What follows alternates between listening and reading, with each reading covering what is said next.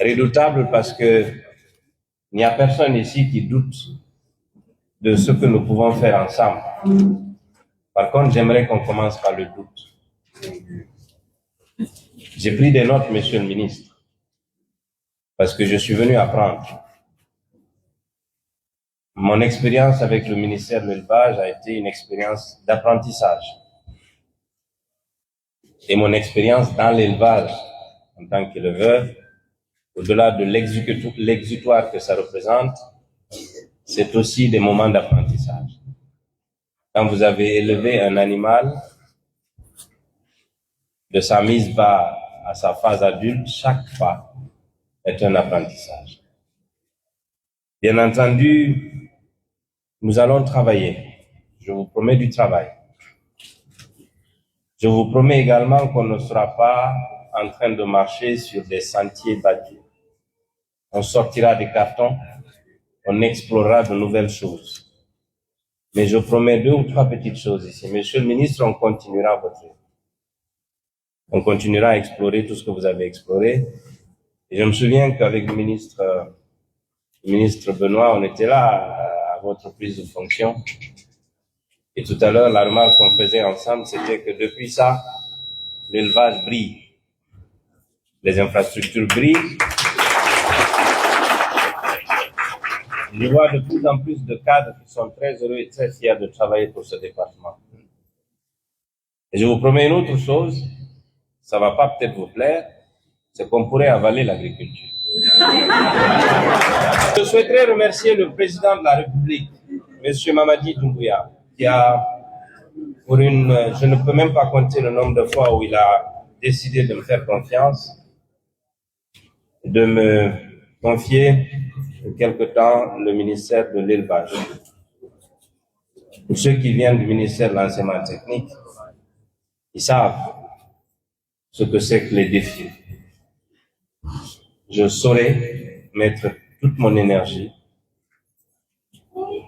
au service de la République pour relever le défi de l'élevage.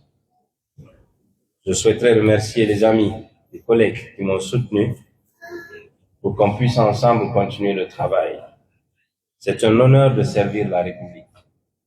C'est un honneur de servir la République. C'est un privilège. C'est un réel privilège. C'est pour ça que je remercie Dieu. Merci Allah pour m'avoir donné le souffle de vie et la force et l'énergie d'être encore assis ici à faire un discours et surtout d'être en piste pour une nouvelle aventure. L'écoute, l'apprentissage auprès des collègues, c'est mon leitmotiv pour les prochaines semaines. Écouter les corporations, parce que l'élevage, le service public de l'élevage devrait être au service des éleveurs, pour qu'on puisse ensemble constituer une génération d'éleveurs capables de contribuer non seulement à relever le niveau du PIB, mais surtout à créer des emplois, à tester de la trouvaille au niveau de la recherche et à aller plus en avant sur le développement de notre patrimoine génétique. Sur la gouvernance des filières, je vais m'engager aussi à continuer le travail que vous avez entamé.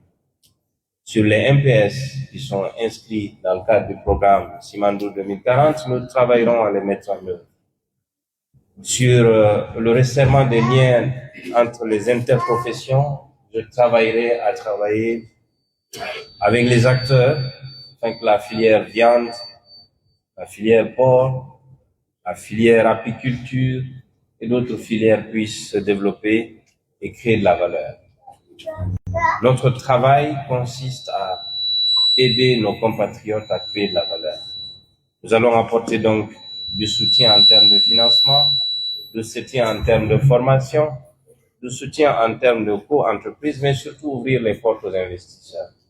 Favoriser également les co-investissements et l'association avec les Guinéens, parce que je crois profondément au fait que plus les Guinéens s'enrichissent, plus nous sommes dans un processus de développement durable. Plus il y a des entrepreneurs guinéens qui créent de la richesse et de la valeur, mieux notre économie se porte parce que nous aurons des contributeurs locaux et nous dépendrons moins de l'aide de l'assistance internationale. Ce que je pense, c'est que l'élevage, comme l'éducation, comme la formation, constitue un autre levier de développement. C'est un investissement nécessaire. Et nous nous battrons pour que ces investissements voient le jour. Mais en attendant, je fais une invite à tous les cadres de ce département, apprenez-moi. Mais seulement de l'essentiel de vos connaissances. Dites-moi tout ce que vous savez, amenez-moi les points de décision et ensemble, on va explorer de nouvelles voies pour que ce que les prédécesseurs au ministre Félix, le ministre Félix et vous-même avez commencé, que l'on puisse ensemble les mener à terme.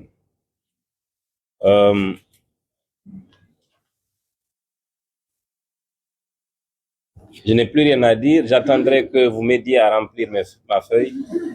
Je vous remercie. Nous allons assister à, non pas une OPA de fusion-absorption, mais un mariage important. Félix Dama et le ministre entrant